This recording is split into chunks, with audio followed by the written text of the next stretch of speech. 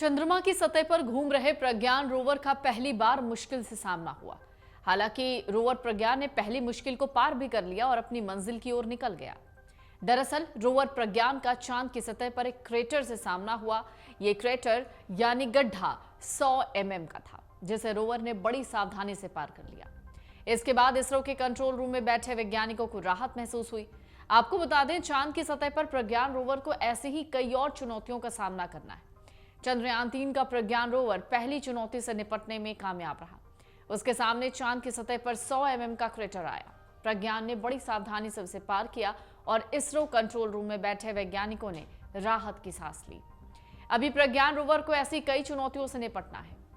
दरअसल media report के मुताबिक चंद्रयान 3 के प्रोजेक्ट डायरेक्टर पी वीर मुरुथवेल ने साफ तौर पर यह कहा है कि चांद पर लैंडर विक्रम की सटीक लैंडिंग और रोवर की तैनाती के बाद सबसे ज्यादा चुनौतीपूर्ण काम है। अभी तक के साइंटिफिक एक्सपेरिमेंट से अच्छे नतीजे मिलने की उम्मीद पर भरोसा भी है। उन्होंने कहा, इसरो के सैकड़ों सहयोगियों के अथक प्रयास के बिना इसमें से कुछ भी संभव नहीं होता।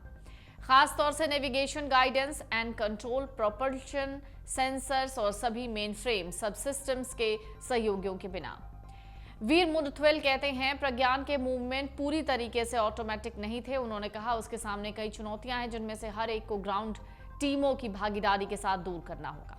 इसरो पहले ही कई रोवर मूवमेंट कर चुका है। इसके साथ ही आपको ये बता दें, प्रज्ञान किसी बड़े रोवर जैसा नहीं है। सीमित संसाधनों के भीतर मिनिएचर सिस्टम स्थापित किए गए हैं जो अत्याधुनिक है।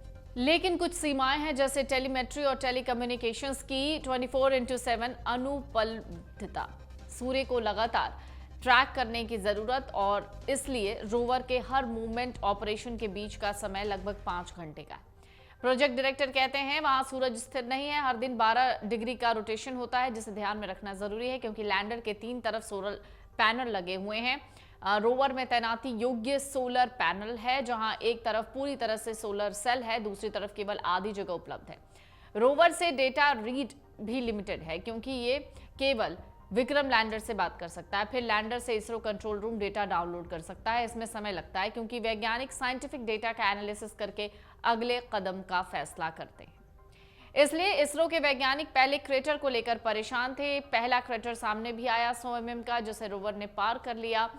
साइंटिस्ट ये भी कहते हैं कि हर मूवमेंट ऑपरेशंस के बीच करीब 5 घंटे लगते हैं। इसके साथ ही सूर्य की स्थिति को लेकर भी अध्ययन करना होता है, क्योंकि वहां सूर्य स्थायी नहीं है, बल्कि ये 12 डिग्री पर घूमता है। इसके अलावा रोवर तीन ओर से दरअसल लैंडर की तरह सोलर पैनल नहीं ढका गया है। इसकी एक ही साइड पूरी तरीके से सोलर सेल से ढकी हुई है, दूसरी ओर के आधे हिस्से पर पैनल लगा हुआ है। तो कुल मिलाकर कहा जाए तो रोवर प्रज्ञान के लिए इस वक्त बहुत ज्यादा चुनौती है, और इसी चुनौती को धीरे धीरे रोवर प्रज्ञान पार करने की कोशिश कर रहा है। पहली चुनौती 100 mm के क्रेटर की सामने आई थी, जिसे रोवर प्रज्ञान ने पार कर लिया। हालांकि इसरो वैज्ञानिक लगातार इस बात को लेकर अपने बयान भी दे रहे हैं और इस ओर इशारा भी कर रहे हैं कि साउथ पोल पर जो तापमान है उसमें बहुत ज़्यादा वेरिएशंस हैं, यानी बहुत विविधताएं हैं। इसरो ने लगातार इस तरीके का बयान भी दिया है कि अभी कई चुनौतियां हैं जिससे इसरो को निपटना है, और ख़ास तौर से जो वहां पर रोवर और विक्रम लैंडर मौजूद हैं उन्हें उन चुनौतियों से निपटना है। हालांकि वैज्ञानिक इस पूरी बात को लेकर आश्वस्त हैं कि आने वाले दिनों में और भी बेहतरीन डेटा मिल जाएगा।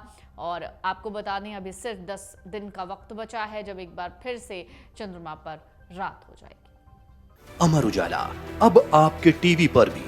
अपने स्मार्ट टीवी पर YouTube पर सर्च करें अमर उजाला, चैनल सब्सक्राइब करें और देखें ताजा खबरें, वो भी HD क्वालिटी में। और हाँ, बेल आइकन दबाना ना भूलें, ताकि हर खबर हो आपके घर। अमर उजाला, निष्पक्ष, निर्भीक, निरंतर।